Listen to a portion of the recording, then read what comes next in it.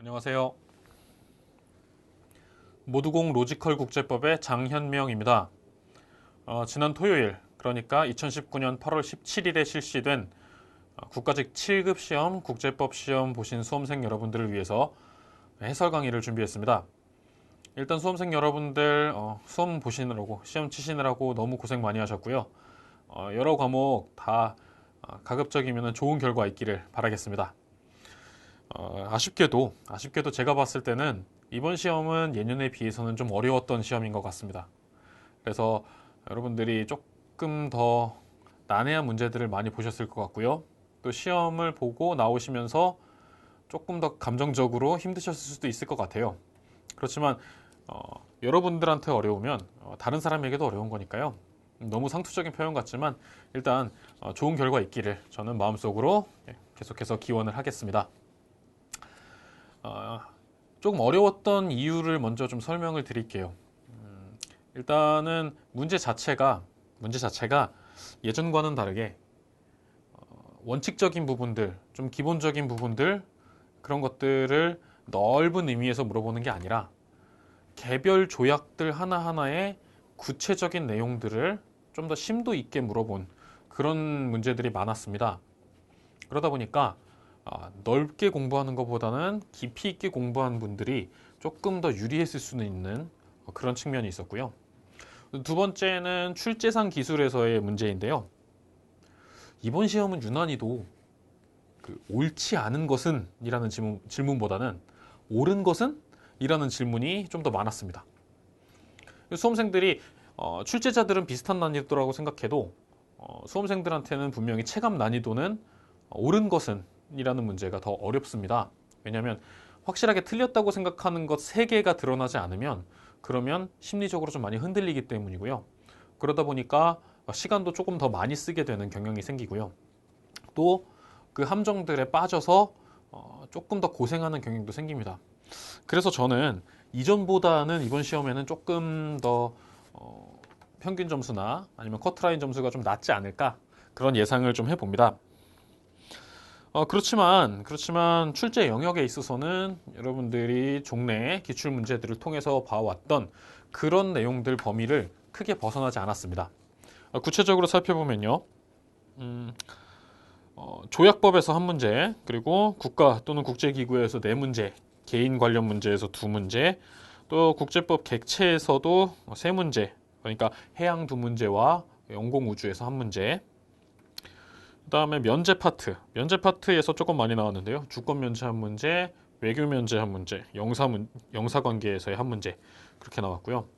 국가 책임에서 2문제 나왔는데 좀 특수하게 국가의 일방적 선언 측면에서 나왔었죠. 분쟁 해결에서는 구체적인 절차가 아닌 일반적인 해결 제도 전반에 대한 문제를 물어봤고요. 그 다음에 무력 충돌에서 실제 제네바 협약의 내용 자체를 물어보는 문제도 특이하게 좀 출제가 됐습니다.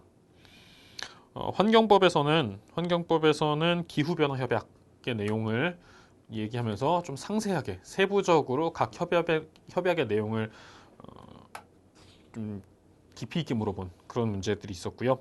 또 국제경제법 2문항이 있었습니다. 국제경제법 보시면 여러분들 요즘에 최근에 문제가 되고 있는 일본 간의 무역 분쟁 관련된 부분 비슷한 것들이 좀 시사적으로 나오긴 했는데 그 이외에 특별히 시사적 이슈가 많이 부각되지는 않았던 것 같아요. 어쨌든 국적이라든지 항공우주, 국가 일방적 선언, 그 다음에 전쟁법 이런 것들이 비교적 여러분들께는 좀 생소할 수는 있었겠지만 그래도 그 이외의 다른 문제들, 다른 질문들을 보면 항상 봐왔던 부분에서 출제가 됐습니다. 다시 말하면 새로운 영역에서 문제를 막 발굴해서 낸 것은 아니고 기존에 강조하던 영역에서 유형이나 포인트를 조금 비틀어서 내는 그런 시험으로 바뀌어가고 있다는 그런 분석을 해볼 수가 있습니다. 어쨌든 여러분들 항상 중요성을 강조하는 그런 단원에서 나온 만큼 해오던 공부 또는 계획했던 공부 원래 가지고 있었던 정보 이런 것들은 계속해서 유지시키는 것이 좋다고 생각을 하고요. 어쨌든 또 문제를 깊이 있는 심도 있는 문제 형태로 많이 출제를 했다는 걸 봐서는 여러분들이 외울 것들 암기할 사항들이 훨씬 더 많아지는 게 아니냐 뭐 이런 걱정을 좀 하실 수는 있을 것 같아요. 그런데 제가 권해드리는 내용은요, 암기를 늘리라는 것을 그렇게 많이 권하진 않습니다. 암기 내용은 일정 부분 늘어나긴 합니다. 근데 그건 어쩔 수가 없어요. 그건 시험이 한 해 한 해 진행됨에 따라 기출문제가 업데이트가 되고, 그러면 출제되었던 이슈에 대해서 하나씩 더 강조를 하게 되고, 자연스럽게 암기 사항이 좀 증가하는 거, 그런 부분은 있을 수 있습니다. 이건 매년 비슷한 부분이고요. 여러분들은 조금 더 논리적인 측면에 맞춰서, 논리적으로 기본 원리부터 생각해서 추론해 나가는 과정을 집중적으로 같이 생각을 하시면, 그러면 이 문제들도 쉽게, 뭐 쉽진 않더라도 그래도 어느 정도 유효하게 답을 찾아낼 수 있는 그런 방법이 될 거라고 생각을 합니다. 그래서 일반적인 이론들을 좀 명확하게 확고하게 다진 다음에 개별적인 조약의 특징 요소들만 좀 더 추가적으로 정리를 해주시면 그러면 될 것 같습니다. 문제를 구체적으로 보면서 말씀드릴 때도 이건 논리적 사고력을 통해서 판단할 수 있는 지문들이라는 사실을 몇 가지를 좀 제가 제시를 해드릴 거예요. 네, 그렇게 생각을 하시고 조금 편안하게 봐주셨으면 좋겠습니다. 그러면 실제 문제로 들어가겠습니다. 자, 먼저 1번 문제입니다. 국제법상 주권 면제에 대한 설명으로 옳은 것을 묻는 문제가 나왔어요. 주권 면제에 대한 문제였고요. 마찬가지로 옳은 것은 문제입니다. 네, 옳은 것은이니까 쉽게 말하면 틀린 거 3개를 고르라는 얘기죠. 자, 첫 번째, 주권 면제는 국제법상 강행규범이므로 침해할 수 없다는 질문이 있었습니다. 자, 강행규범의 의미는 뭘까요? 강행규범과 임의규범을 나눠서 생각한다 그랬죠. 임의규범은 당사자가 그 내용을 다르게 정할 수 있는 겁니다. 주권 면제는요, 당사자가 내용을 일정 부분 조작할 수가 있습니다. 어떻게 해요? 면제의 포기를 할 수 있어요. 즉, 타국 법정에 제소가 되었는데도 불구하고 주권 면제 주장을 하지 않고 응소를 하거나 또는 뭐 반소를 제기하거나 이런 식으로 내가 면제를 포기할 수 있습니다. 만약에 강행규범이라면 내가 포기하는 것도 강행규범 위반이 되겠죠. 그래서 이거는 강행규범이 근본적으로 아닙니다. 한 가지 더 생각해보면 강행규범은요, 20세기 중반 이후에 등장한 개념이죠. 주권 면제는요, 적어도 19세기 그 이전부터 있어 왔던 어떤 국제 관습법적인 그런 개념이었었죠. 주권 면제에서 등장하는 1800년대 판례도 있지 않습니까? 스쿠너 엑스체인지호 사건 뭐 이런 것들. 그러니까 강행규범 설립 이전에 이미 국제관습법으로서 존재해 온 사항입니다. 성격이 좀 다르다는 걸 아셔야 되고요. 두 번째, 국가는 법정지국에 소재하는 부동산과 관련된 소송. 부동산입니다. 예, 부동산은 영토의 구성 부분인 거죠. 그래서 영토 주권의 핵심 부분입니다. 그래서 주권 면제를 원용할 수 없다. 예, 이게 옳은 지문이 등장하고요. 이것은 국가 및 그 재산권 관할권 면제에 대한 유엔 협약 13조 A에 있습니다.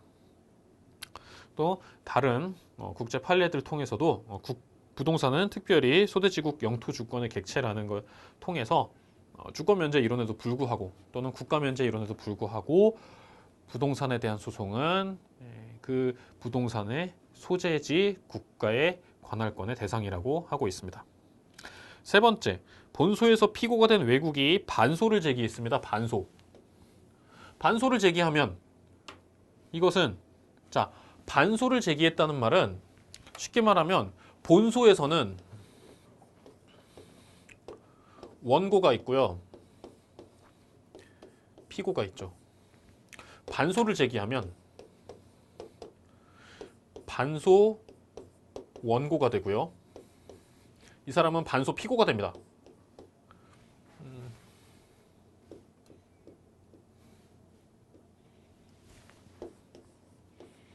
반소 피고가 됩니다. 물론 소송은 두 개의 별개의 소송이 존재하는데 같은 내용을 두고 같은 법률 관계 또는 사실관계를 두고 다투는 거거든요. 그러니까 반소를 제기한 이상 본소에 관해서도 면제를 포기한 게 되는 거죠. 반소뿐만 아니라 반소뿐만 아니라 국가가 타국이 직접 원고로서 제기를 한 경우 또는 본소의 피고로서 응소한 경우 모두 주권 면제를 향유하는 것이 아니라 포기한 것으로 볼 수 있습니다. 실제로 협약 9조 3항에 요 반소 제기에 관한 케이스가 있고요. 9조에는 여러 가지 유사한 소송의 당사자로 참가했을 경우에 효과에 대해서 등장을 합니다. 네 번째, 국가가 타국법 적용에 동의하면 타국법의 적용에 동의를 하였습니다. 이거 많이 나온 질문이에요. 관할권을 수락한 것으로 간주하지는 않습니다. 어떤 문제에 있어서 이 문제가 해결되어야 하는 룰이, 다시 말하면 문제를 계약을 맺는 데 필요한 준거법 또는 문제 발생 시에 해결을 하는 데 필요한 준거법, 이것이 어느 나라의 법이냐 또는 뭐 A국의 법이냐 B국의 법이냐, 당사국이 아니라 제3국의 법이냐 뭐 국제법이냐, 이걸 결정하는 문제와 그 국가가 어느 법원에서 재판을 받을 것이냐 또는 어떤 절차를 통해서 법적 책임을 규명할 것이냐의 문제는 서로 별개의 문제인 거죠. 예. 일본 문제는 생각보다 쉬운 문제였습니다. 가책형의 경우에는 그랬었어요. 그래서 옳은 것은 정답은 2번이었습니다. 두 번째 문제, 사법적 해결에 대한 설명으로 옳은 것은입니다. 어떻게 보면 문제가 되게 쉽게 나온 거예요. 왜냐면 보통 국제 분쟁에 해결하면은 보통 ICJ를 제일 많이 들었거든요. ICJ가 제일 많이 나오고요. 그 다음에 이시드, 이런 것들이 많이 나왔었어요. 근데 오히려 맨 앞에 서론 부분에 나오는 분쟁 해결 절차, 종류별로 구성을 하는 그런 것들이 나왔었죠. 그래서 중재가 나오고요. 뭐 조정, 중개, 그다음에 국제사법재판소 판결, 이런 것들이 등장을 했습니다. 먼저 따져보면 정치적 해결 방법이 있고요. 사법적 해결 방법이 있었죠. 그렇죠? 그래서 여기에서 나오는 조정, 그리고 중개, 뭐 주선, 이런 것들은 정치적 해결 방법. 사법에는 재판과 중재가 있습니다. 중개와 중재를 혼동하시면 안 됩니다. 그래서 사법적 해결은 어떤 효과가 있어요? 법적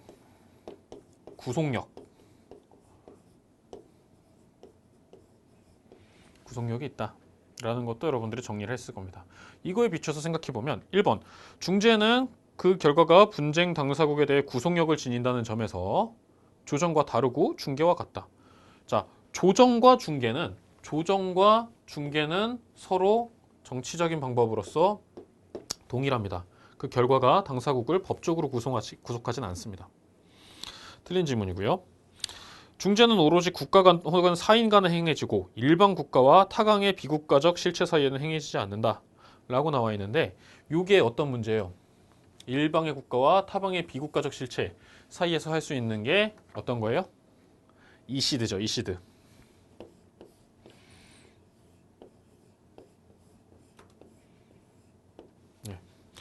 국제투자분쟁 해결센터 이시드에서는 일반 국가와 타국의 비국가적 실체, 즉 개인이나 뭐 개인 기업 등과도 얼마든지 사법적 해결을 할 수 있습니다. 그래서 2번도 틀린 질문이고요. 3번, 중재에서 재판 준칙은 당사국이 합의하여 결정하지만 특정 국가의 국내법을 재판의 준칙으로 삼을 수 없다. 특정 국가의 국내법을 삼을 수 없다? 이런 제한은 존재하지 않습니다. 당사자가 합의하면 그만인 거예요. 국제법이잖아요. 당사자 합의로 많은 걸 할 수 있습니다. 국제사법재판소의 판결에 대해서는 재심 절차가 있지만 권고적 의견에 대해서는 재심 절차가 없다. 판결은 실제로 분쟁을 두고 당사자가 싸우는 거죠. 조정, 중개, 주선, 재판, 중재 다 마찬가지예요. 근본적으로 재판입니다. 그런데 권고적 의견, 이거는 뭐예요? 그냥 유권 해석, 일종의 유권 해석입니다. 재심은요, 다시 심판한다는 거예요. 심판. 즉 본질적으로 이건 판결에 대해서, 재판에 대해서 하는 절차라는 것을 전제로 하고 있습니다. 그러니까 여기에서 정답 4번이 옳은 지문이었죠. 간단하게 생각을 해볼 수 있는 문제로서 얼마든지 쉽게 해결하실 수 있었던 문제였습니다. 다만 안 보던 유형, 기출에서 잘 안 나오던 유형에서 나오다 보니까 이런 데서 당황을 좀 하셨을 것 같아요. 세 번째는 영사제도가 나왔습니다. 영사제도는 영사 면제를 공부하면서 좀 공부를 하죠. 그런데 이번에는 영사 면제뿐만 아니라 영사 일반론에 대해서도 같이 출제가 됐습니다. 그래서 복잡한 문제가 됐어요. 영사 관계에 관한 비엔나 협약이라는 게 있고요. 거기에 내용들을 얼마나 잘 알고 있느냐에 대한 문제이기도 하지만 동시에 생각을 해보면 일반 원칙들을 통해서 추론할 수 있는 그런 문제이기도 했습니다. 자, 정답을 보시면 일단 1번이에요. 정답은 영사는 파견국에 등록된 항공기에 대하여 파견국의 법령. 자, 영사는 파견국과 접수국 관계에서 철저하게 파견국의 업무만을 하는 거죠. 접수국을 상대로 파견국을 대표하는 것은 근본적으로 영사의 권한은 아닙니다. 그래서 파견국 등록 항공기, 우리나라 항공기에 대해서 우리나라 영사는 우리나라 법에 따른 감독권을 행사할 수 있다. 영사는 우리나라의 행정 업무를 해외에서 수행하는 기관이기 때문에 당연히 되고요. 이게 어디 나와 있냐면요. 제5조 K에 나와 있어요. 영사관계에 관한 비엔나 협약 제5조 K에 나와 있습니다. 영사는 어떠한 경우에도 본국을 외교적으로 대표할 수 없다. 어떠한 경우에도 본국을 외교적으로 대표할 수 없다. 없지 않습니다. 실제로 국가 실행을 보면 본국을 외교적으로 대표하는 그런 영사도 존재하고요. 협약 제17조를 보면요. 영사관원에 의한 외교 활동이 수행될 수 있다는 것을 전제로 해서 그럴 경우에 특권과 면제가 어떻게 적용되는지를 규정을 하고 있는데 여러분 다 알고 계시다시피 외교관이, 외교사절이 영사 업무를 수행할 경우에는 외교사절로서의 외교 면제를 다 향유합니다. 외교특권을 향유하죠. 그런데 영사관원이 외교사절의 역할을 한다 하더라도 외교 면제 특권을 향유하지는 못한다는 내용이 있었죠. 그렇다는 것은 기본적으로 영사가 외교사절로서의 역할을 하게 되는 경우도 실제로는 존재할 수 있다는 걸 전제하는 얘기입니다. 세 번째, 영사면제 특권은 파견국의 국적을 가진 영사만이 향유한다라고 나와 있는데, 자, 영사면제 특권, 즉 영사관원에 해당하는 사람들 중에서는, 그 직원들 중에서는 파견국의 국적뿐만 아니라 접수국 국적을 갖고 있는 직원들도 존재할 수 있죠. 그렇죠? 협약 71조의 경우에는 실제로 접수국의 국민 또는 영주자인 영사관원의 면제와 불가침 규정을 하고 있습니다. 영사 인가장 부여를 거절한 접수국은 이유를 서명으로 설명할 필요가 없습니다. 외교관이 들어오든 영사가 들어오든 우리는 거절할 수 있는 자유는 있습니다. 대신에 거절하지 않았으면 특권과 면제를 부여해야 되죠. 그래서 외교공관장에 대한 아그레망이라든지 인가장이라든지 이런 거에 대해서는 우리가 거절도 할 수 있고 또 거절하는 거에 대해서 특별한 이유를 붙이지 않을 수 있습니다. 정답은 1번. 2번, 3번, 4번은 여러분들이 다 알고 있는 내용이었을 거예요. 1번은 굳이 우리가 정리를 많이 하진 않았습니다. 왜냐하면 영사에는 특권, 면제 측면에서 좀 집중해서 이야기를 하지 담당 업무를 세분화시켜서 이야기는 하진 않았거든요. 그래서 좀 틀리기를 바라고 낸 문제이긴 했지만 답을 찾을 수는 있는 그런 유형의 문제였습니다. 정답이 1번이었고요. 자, 네 번째, 해양법의 문제였습니다. 그래서 영해 기선에 대한 문제였죠. 자, 여러분 기선은 잘 아실 겁니다. 기선. 영해든 접속 수역이든 배타적 경제 수역이든 그것을 설정하는 데 있어서 기준이 되는 선. 영토와 영해의 어떤 경계선에 해당하는 것이죠. 자, 영해의 직선 기선을 설정할 때 특정 지역의 경제적 이익은 고려 사항이 됩니다. 특정 지역의 경제적 이익 협약의 7조 5항에 나와 있고요. 자, 간조 노출지의 저조선. 간조 노출지가 어디예요? 물이 들어왔을 때는 잠겨 있다가 물이 빠지면은 드러났다가 하는 그곳의 저조선은 영해 측정 기선으로 사용될 수 없을까요? 사용될 수 있죠. 예외적인 경우에 사용될 수 있습니다. 일반적으로 모든 간접 노출지는 아니고요. 본토나 섬으로부터 영해의 폭을 넘지 않는 거리에 있는, 예, 영해 폭을 넘지 않는 거리에 있는 간접 노출지는 영해 측정 기선으로 우리가 활용을 합니다. 국가는 어떤 경우라도 영해를 공해로부터 타국의 영해를 공해로부터 격리시키는 방법으로 직선 기선 제도를 적용할 수 없다. 그렇죠? 어떠한 국가도 다른 국가의 영해를 공해나 배타적 경제 수역으로부터 격리시키는 방식으로 직선 기선 제도를 적용할 수 없다. 네. 이게 정답이었죠. 네 번째, 만의 입구를 직선으로 연결하여 기선으로 삼을 경우에 안쪽의 수역은 내수가 되죠. 내수가 되죠. 그래서 정답은 3번이었습니다. 3번이었습니다. 다섯 번째 문제, 상공과 외기권 우주에 대한 국제법의 설명입니다. 예, 잘 안 나오는 문제였죠. 항공 우주 문제 잘 안 나오는 문제인데 항공과 우주를 섞어서 문제를 냈습니다. 그리고 복잡한 개념들을 같이 내버렸어요. 복잡한 개념들을. 보겠습니다. 첫 번째, 국제해협의 통과 통행이 적용되는 상부 공간에 대해서는 연안국이 완전하고 배타적인 주권을 행사할 수 없다 라고 되어 있습니다. 국제해협의 통과 통행이 적용되는 상부 공간에 대해서는 연안국이 완전하고 배타적인 주권을 행사할 수 없다. 이거는 해양법에 관한 국제연합협약 내용인데요. 이것은 38조 1항에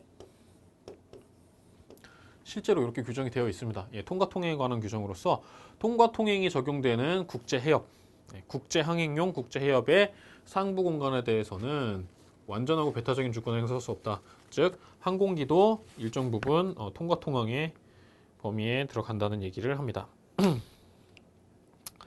1967년 달과 기타 천체를 포함한 외기권의 탐색과 이용에서의 국가활동을 규율하는 원칙에 관한 조약은 달을 인류 공동의 유산으로 규정하고 있다. 달을 인류 공동의 유산으로 규정하고 있다. 요거는 일정 부분 맞는 얘기예요. 그렇죠? 요런 부분이 있긴 있었어요. 달 인류 공동 유산. 그런데 요게 요 조약이냐? 그렇지 않습니다. 자, 여러분 달을 인류의 유산으로 규정하게 된 거는요. 미국의 아폴로 11호가 달에 가가지고 거기서 성조기 꽂고 탐사를 하고 거기서 또 물질을 채취해서 왔어요. 미국에서. 그러고 나서 야 이거 함부로 아무나 가가지고 그냥 막 들쑤시고 다니지 말자라는 얘기가 나온 거거든요. 예. 그래서 1967년이 아니고요. 1969년에 우리가 미국이 달 탐사를 성공을 했고요. 실제로 요 내용은 79년 달과 기타 천체에서의 국가의 활동에 적용되는 협정, 이른바 달조약이라고 하는 그 조약의 내용입니다. 그래서 틀린 지문이고요. 방공식별구역과 비행정보구역에 관한 특별한 지문이 나왔습니다. 방공식별구역은 연안국의 주권이 인정되지 않습니다. 방공식별구역은 영공의 외측입니다. 영공의 외측, 그러니까 주인 없는 곳이에요. 주인이 없는 곳인데 왜 문제가 되냐면 대표적으로 이제 한국이 이렇게 있죠. 그다음에 여기 일본이 있죠. 여기 중국도 있고 그렇단 말이에요. 그러면 여기 제주도도 있고요. 뭐 이어도도 있고요. 이어도는 뭐 땅속에 있지만 물속에 있지만 이 좁은 공간 안에 한국, 중국, 일본뿐만 아니라 뭐 러시아 비행기, 미국 비행기도 막 날아다닙니다. 여기 대만 비행기도 날아다녀요. 비행기는요, 항공기는요. 영공은 영해 수직 상공이지 않습니까? 영해 수직 상공이기 때문에 이 안에 들어와 버리면 육지 공간까지 들어가는데 정말 어렵지 않습니다. 금방 들어가 버립니다. 그래서 이렇게 공군 군사력이 좁은 지역에 밀집되어 있는 지역에서 서로가 조심하자는 의미에서 이만큼씩 만들어 놔요. 겹치는 문제가 발생하는 거예요. 겹치는 문제가. 근데 주권이 인정된다 그러면 겹치는 문제가 발생하면 안 되겠죠. 주권이 인정될 거면 겹치는 문제가 발생하기 전에 국제사법재판소를 가든지 어딜 가든지 해야 되겠죠. 이거는 주인 없는 하늘에 대한 얘기입니다. 그리고 방공식별구역은 뭐 모든 나라가 운용을 하지는 않습니다. 왜냐하면 실제로 땅과 땅이 접해 있는 국가 같은 경우에는 방공식별구역을 함부로 만들면 안 돼요. 왜냐하면 타국의 영공에다가 설정을 할 수도 없는 노릇이고, 또 여기처럼 이렇게 좁은 구역에, 면적이 넓지 않은 구역에 공군력이 집중되어 있는 곳도 전 세계적으로 굉장히 드뭅니다.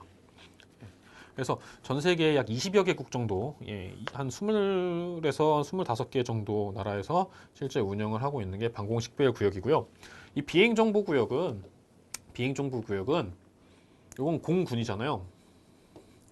이게 주로 민항기와 관련해서 민간 항공기, 여러분이 해외여행 갈 때 타고 다니는 바로 그 항공기와 관련해서 나오는 부분입니다. 그래서 국제 민간 항공기구 ICAO에서 국제 합의로 설정되는 구역입니다.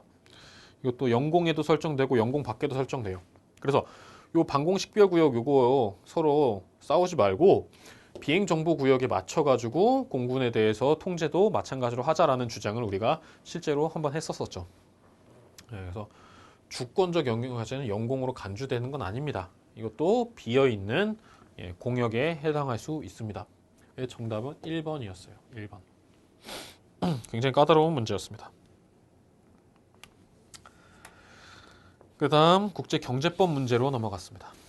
관세와 무역에 관한 일반 협정상 금지되는 수량 제한 조치에 해당하는 거. 수량 제한 조치의 대상행위 기본적으로 기역, 니은 이 두 가지는 굉장히 쉬웠을 거예요. 할당, 쿼터제라고 하죠. 그 다음에 수출입 허가, 수출 허가, 수출 제한 뭐 이런 거 들어가니까 시사성 있는 문제로 내고 싶었던 거죠. 최저 수입 가격제도, 매년 자동 갱신되는 수입 면허제도, 여기서 생각해야 될 게 최저 수입 가격제도 있잖아요. 최저 수입 가격제도 또 최저 수출 가격제도 이런 것도 마찬가지로 근본적으로 금지되는 수량 제한 조치에 해당합니다. 문제는 요 리을번이었어요. 리을번. 수입 면허제도는 그냥 보통 수입 면허제도만 써놓게 되면 이 금지되는 수량 제한 조치들 중에 하나로 볼 수가 있습니다. 그런데 이렇게 자동 갱신 또는 뭐 자동적으로 부여되는 이런 면허 허가의 경우에는 우리가 금지되지 않고요. 자동으로 부여되지 않는 수입 허가나 면허 등에 대해서는 무역을 실질적으로 방해하는 효과가 발생했을 때 수량 제한 조치로 봅니다. 그래서 이 부분이 여러분들을 약간 헷갈리게 만들 수 있는 그런 부분이었을 겁니다. 실제로 수량 제한 조치에 대해서 이렇게까지 상세하게 문제가 날 줄은 몰랐다고 생각하시는 분들도 계실 거예요. 좀 시사성 있는 문제였는데 이건 여러분들이 국제 경제에 대해서 조금 더 이해를 많이 하신 분들과 그렇지 않은 무역에 대해서 이해를 많이 하고 계시는 분과 그렇지 않은 분들 사이에서의 좀 차이가 있었던 것 같습니다. 앞으로도 당분간은 경제법 문제가 여러 가지 측면에서 좀 돌아가면서 복잡하게 나올 것 같아요. 제일 많이 나오는 거는 기본적으로 내국민 대우, 최국 대우 그거하고 분쟁 해결 절차 이 두 가지인데 그 이외에서도 얼마든지 나올 수 있다는 거를 좀 보여줬습니다. 여기서 국내 농수산물 시장을 안정시키기 위한 조치, 시장을 안정시키기 위한 조치 뭐 이런 것들도 기본적으로 수량 제한 조치랑 내용적인 구조적인 측면에서는 맥을 같이 하지만 이것은 가트 11조 2항 C의 2에 의해서 허용이 되는 특별히 예외 규정을 갖고 있는 게 바로 농수산물 시장 안정 조치입니다. 그래서 정답은 1번이었습니다. 7번 전시에 있어서 민간인 보호에 관한 1949년 제네바 협약 제4협약이죠. 4협약. 설명은 옳지 않은 것은 전쟁법. 저는 개인적으로 전쟁법을 좀 많이 강조하는 측면에 있지만 이 전쟁법 강조하지 않으시는 분들도 꽤 있어요. 먼저 살펴보면 제네바 협약이 4개가 있는데 이 4개가 어떻게 구성되느냐. 49년 제네바 협약은 먼저 1협약, 육전, 지상전, 2협약, 해전, 3협약, 포로, 4협약, 민간인이 있고요. 여기다가 해서 플러스 나중에 선택의정서 1의정서와 2의정서가 등장합니다. 이게 국제적 무력 충돌, 여기에 비국제적 무력 충돌 이렇게 적용되게 만들었고요. 민간인의 보호는 철저하게 현대 전쟁법이 가지고 있는 이념입니다. 다시 말하면 전투원 또는 교전자로서의 지위를 갖고 있는 사람이 아닌 민간인은 상대방이 전시의 적국이라 하더라도 공격을 하지 않아야 된다, 해치지 않아야 된다라는 문제가 나오고요. 여기에 나오다 보면 피보호자라는 개념이 나오는데 이 피보호자 같은 경우에서는 특별히 분쟁 당사국의 국민이 아닌 경우를 의미하는 조항이 있습니다. 자, 어쨌든 여기서 옳지 않은 것을 고르는 거예요. 첫 번째, 적대 행위에 능동적으로 참여하지 않은 자는 어떠한 경우에도 차별 없이 인도적 대우를 받아야 한다. 이것은 협약 3조 1항에 명시적으로 나와 있습니다. 적대 행위에 능동적으로 참여하지 않은 자는 어떠한 경우에도 차별 없이 인도적 대우를 받아야 한다. 국제인도법의 기본 원칙에 해당하는 내용이고요. 점시 점령국은 어떠한 경우에도 점령지의 현행 법령을 존중해야 한다가 아닙니다. 요게 틀린 지문이에요. 현행 법령을 존중하면 좋겠는데 제네바 협약 64조에 보면 피점령국의 형벌 법령은 그것이 점령국의 안전을 위협하거나 또는 본 협약의 적용을 방해한 때에 점령국이 이를 폐지 또는 정지시키는 경우를 제외하고는 계속하여 효력을 가진다 라고 나와 있습니다. 네. 그러니까 피점령국 다시 말하면 점령지의 현행 법령은 점령국이 폐지 또는 정지시키는 경우가 있다는 거죠. 폐지 또는 정지시키는 경우가 있다. 즉 존중하지 않는 경우도 있습니다. 그래서 어떠한 경우에도는 좀 틀린 지문이라는 거고요. 요건 좀 어려웠는데 세 번째, 네 번째 게 좀 쉽습니다. 정보를 얻기 위해 육체적, 정신적으로 강제할 수 없다. 당연한 얘기죠. 너무나 당연한 얘기죠. 이거 뭐 생각할 필요도 없죠. 그다음 어떠한 경우에도 타국 영역으로 강제 이송하거나 추방되어서는 아니 된다. 예. 타국 영역으로 강제 이송이나 추방은 안 됩니다. 예. 피보호자, 보호 대상자잖아요. 보호 대상자를 강제 이송, 추방하는 것은 보다 열악한 처우에 해당하는 쪽으로 변화시키는 거죠. 이것은 전직법 위반이 되는 행위에 해당합니다. 여러분들이 잘 공부를 안 하셨을 거예요. 그래서 이런 거는 굉장히 어려우셨을 수 있는데 그래도 전쟁법의 기본 원리를 통해서 어느 정도는 유추해 볼 수 있는 그런 문제라고도 볼 수 있습니다. 근데 어렵긴 어려웠을 겁니다. 굉장히 어려웠을 거예요. 답같이 보이는 게 없었을 수도 있어요. 여덟 번째, 기후변화 협약에 대한 얘기입니다. 첫 번째, 거래제도. 배출권 거래제도는 뭐예요? 기본 협약이 아니죠. 교토의정서가 거래제도죠. 이게 교토의정서에서 거래제도 도입했고요. 반대로 됐습니다. 그러니까 요게 이렇게 차등적으로 정한 게 기본 협약이었죠. 기후변화 협약이라고 하는 거 반대로 됐죠. 파리 협정은 섭씨 2도보다 낮은 수준으로 기온 상승폭을 2도보다 낮은 수준으로 뭐 궁극적으로는 더 좋으면 1.5도긴 하지만 어쨌든 2도보다 낮은 수준으로 유지하기 위해서 노력은 했는데 선진국에 한정하진 않았어요. 차등을 하긴 하지만 한정을 하진 않았어요. 선진국만 해라 라고 얘기하진 않았습니다. 생각해보세요. 선진국에 한정할 것 같았으면 그 한정이 되는 사람과 한정이 되는 국가와 그렇지 않은 국가 구별하기가 쉬웠겠습니까? 일정 부분 차등은 되는데 한정해서 부과하진 않았고요. 그 다음 파리 협정에 따라 개별 국가가 5년 단위로 제출하는 자발적 기여 방안에 따라 이해하기로 했다. 자발적 기여 이 부분은 4조 2항에 등장을 하는 내용이고요. 그 다음에 4조 9항에 등장을 합니다. 그 다음에 별도의 등록부를 통해 관리한다라는 얘기는 4조 12항에 등장하는 내용입니다. 굉장히 어려운 문제였어요. 굉장히 어려운 문제. 정답은 4번인데 진짜 어려운 문제였어요. 파리 협정의 내용을 다 읽어봤어야 되는 뭐 그런 유형의 문제가 등장을 했습니다.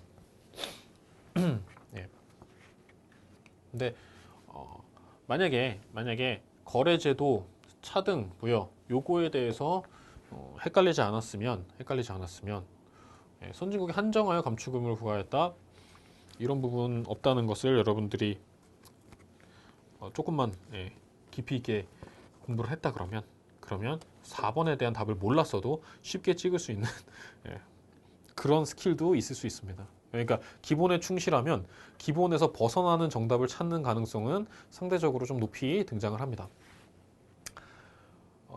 이게 또 7급 시험이니까요. 7급 시험이다 보니까 좀 더 난이도가 높아요. 그래서 9급 시험이라든지 아니면 난이도가 비교적 어렵지 않은 자격증 시험 같은 경우에는 명확한 게 답이 되고요.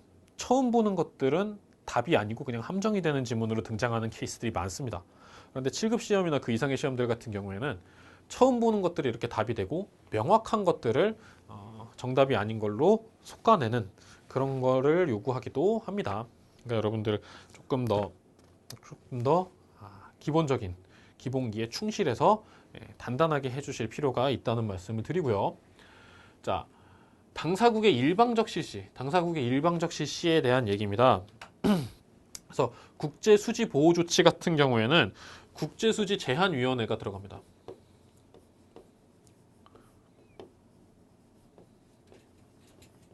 그 다음에 19조의 긴급수입제한조치, 이거에는 통보와 협의 절차가 들어갑니다. 20조의 근건 수입 제한 조치, 20조가 이제 일반적 예외 조치고요. 일반적 예외 조치, 21조가 국가 안보 관련된 거였었죠. 요것은 일방적으로 실시할 수 있는 두 가지 케이스입니다. 25조 5항은요. 25조 5항 자체가 채약 당사자단의 투표를 통해서 하는데요. 가중다수결이 있습니다. 가중다수결이 있어가지고 출석해서 투표하는 사람의 3분의 2국, 그 다음에 전체 당사자단의 과반수 두 가지 요건을 모두 충족을 해야 되는 면이 있습니다. 그래서 정답은 디귿 리을이었고요. 20조, 21조 이렇게 써 있는 게 문제였었던 거죠. 20조가 일반적 예외, 21조가 안보상의 예외라는 거. 예. 이거를 외워야 된다는. 예.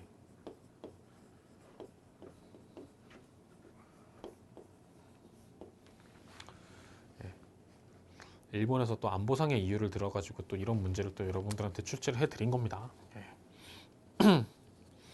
한번 크게 한번 혼나봐라. 한번 고생해봐라. 그러나 시사성 있는 문제다라는 그런 취지로 내는 문제예요. 굉장히 사람 괴롭히는 문제죠. 그렇다고 해서 이번 시험 자체가 뭐 이렇게 제가 상욕을 해야 될 만큼의 그런 시험은 또 아니었다는 게 참 아쉽습니다. 자, 10번 문제 절반 나왔습니다. 국제 위법 행위에 대한 국가 책임 초안상 위법성 조각 사유에 대해서 설명으로 옳은 것입니다. 첫 번째, 피해 배상 의무를 완전하게 면제시킨다. 이거 세모입니다. 세모. 사실은 세모예요. 네, 세모예요. 왜냐면 위법성 조각 사유는 피해 배상 의무를 완전히 면제시킨다. 초안 제27조 B에 나오는 규정이 있기는 있는데 이게 피해 배상 의무를 면제시키지 않는다라고 나오진 않아요. 그래서 위법성 조각 사유 때문에 피해 배상이 아니라 손실 보상의 측면. 피해 배상은 아니고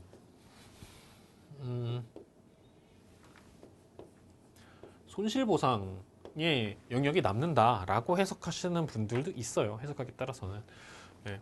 법리적으로 그게 당연히 맞는 거다. 왜 위법성 조각 사유가 됐는데 더 이상 뭐 배상의 문제가 발생할 이유가 뭐가 있느냐라고 생각해서 손실 보상이라고 나오고 해당 규정 27조에도 이 피해 배상이라고 정확하게 등장하지는 않습니다. 예, 다른 용어로 사용합니다. 다른 용어로 사용해요. 그래서 이건 좀 세모입니다. 세모예요. 완전한 의무 면제는 아니다. 예, 그럼에도 불구하고 발생한 손해에 대해서 손실에 대해서는 위법성 조각 사유를 원용한 당사국이 국가 책임에 의해서 책임을 지지는 않지만 보상은 해야 될 수도 있다라는 취지의 규정이 있고요. 두 번째, 국제 위법 행위에 대한 위법성 조각 사유의 존재는 해당 규범의 법적 성질에 관계없이 모든 국제법 규범 위반을 정당화한다.